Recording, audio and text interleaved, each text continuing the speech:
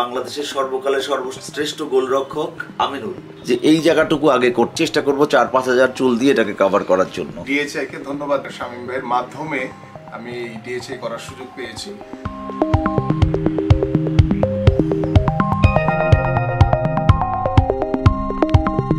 আসসালামু আলাইকুম। আজকে আমি অত্যন্ত আনন্দিত, আমাদের সাথে আজকে ডিএচআই করতে উপস্থিত হয়েছেন বাংলাদেশের সর্বকালের সর্বশ্রেষ্ঠ গোলরক্ষক, সাফ সোনাজয়ী বাংলাদেশ ফুটবল দলের সাবেক অধিনায়ক, আপনাদের সকলের অতি পরিচিত এবং অত্যন্ত জনপ্রিয় ফুটবলার আমিনুল।